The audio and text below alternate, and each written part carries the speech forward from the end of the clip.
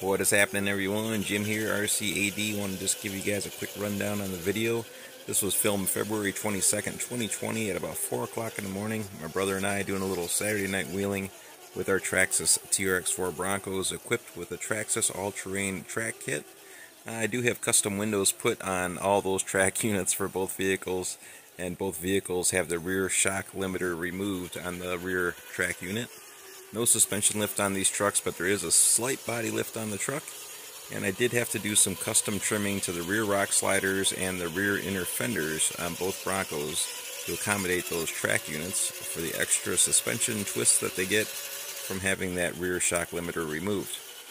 So before running the vehicles, everyone, I set them outside for a good 2 hours, almost 3 hours, to properly acclimate the vehicles to the cold temperatures. That way there is no snow sticking to the drive cogs and freezing in on the drive cogs and icing up and causing you to go nowhere. So what I usually do, everyone, is I put the trucks inside a plastic sled on the ground and let them sit outside inside that plastic sled for a good 2.5 to 3 hours before I go out and run the vehicles. The reason I put the vehicles inside a plastic sled, everyone, is so that they don't get any frost build up on the tracks themselves. If you leave them sitting on the ground, when you go to run the vehicles after they've been sitting out for a couple hours, you'll have a layer of frost on the bottom of the tracks, and it kind of makes a little bit of a pain in the butt when you're out driving around. So if you put them inside a plastic sled, you will not get that frost layer. Works good for tires as well if you're trying to acclimate your vehicle with tires. Once again, when you're acclimating your vehicles, keep your lipos inside the house. Keep them nice and warm until you're ready to run the vehicle. When you're ready to run the vehicle, bring the battery outside to the vehicle and install the battery outside. Do not bring the vehicles inside the house. As soon as you bring them in the house, if you bring them inside just for a split second, even if you bring them into your garage into a slightly warmer temperature for just a few minutes to install your battery, that's more than enough time for those drive cogs to get a little bit warmer than the outdoor temperature. And when you go back outside after 10 or 15 minutes, they'll start melting the snow and it'll start freezing up inside your drive cogs. So leave your vehicles outside for the entire duration until you're finished running the vehicle. And then after I'm done, I usually bring the vehicle inside and let it sit in the bathtub overnight to defrost.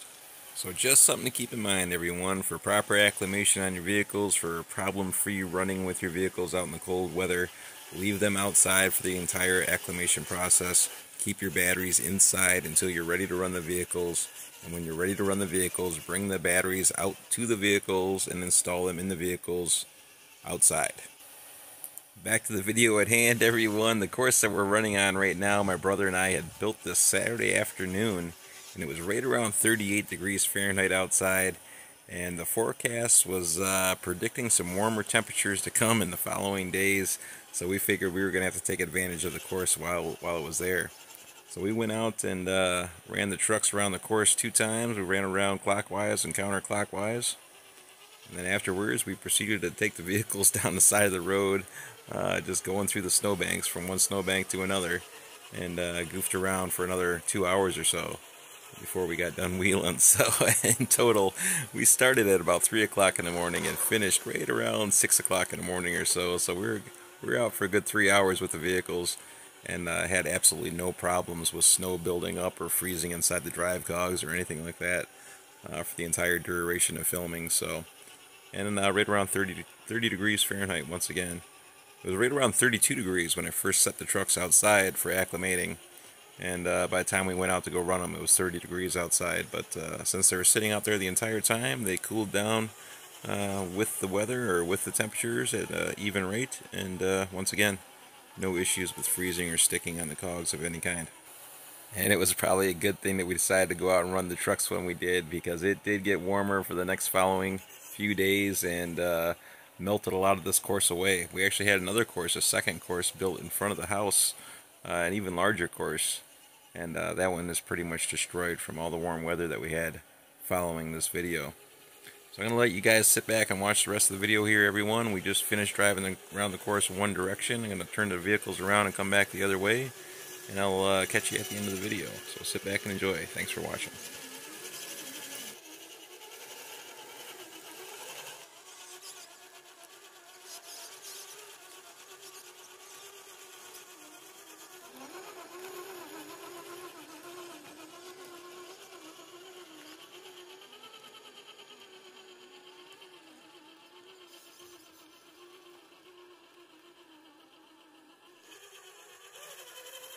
One more video interruption here, everyone. If you guys pay attention to the tracks, look at the tracks themselves, look at the ground. This whole course was getting pretty darn icy. Once again, it was 38 degrees Fahrenheit when we built the course. It cooled down to 30 degrees before we ran the vehicles, and we were fighting for some traction on a lot of these uphill sections. We had to go nice and slow. That's some of the reason that we were creeping so slow on the course, everybody, is it was just such a fight for traction going up some of these hills. Not too sure if it would have been doable or not with tires. I know going slow definitely helped aid in getting traction on the way up the hills. If we started to go a little bit faster, it was almost one step forward, two steps back. So the slower we went, the easier time that we had. And there goes the Bronco right there, a little slidey slide on the way down the hill. All right, everybody, sit back and enjoy, and I'll catch you here at the end of the video. Thanks again.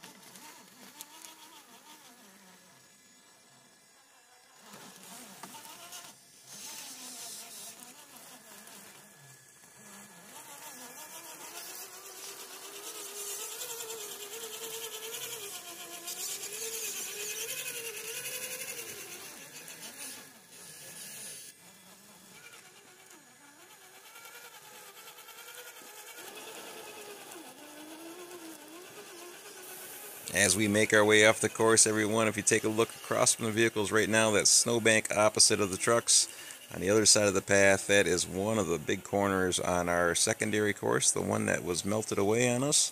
And it's kind of a darn shame. We had a lot of cool aesthetic features on that course, a bunch of little igloos, a few avalanche zones here and there, a lot of cool little things on that course, a lot of cool features, and most of that got melted away, but we can see one of the corners right there as it wraps around that snowbank.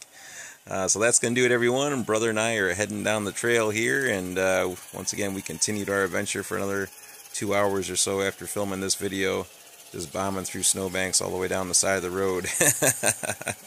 Probably had more fun doing that than anything else. So that's going to do it, everyone. Very much appreciated for y'all sticking around and watching the video, and we'll see you all in the next one. Thanks again.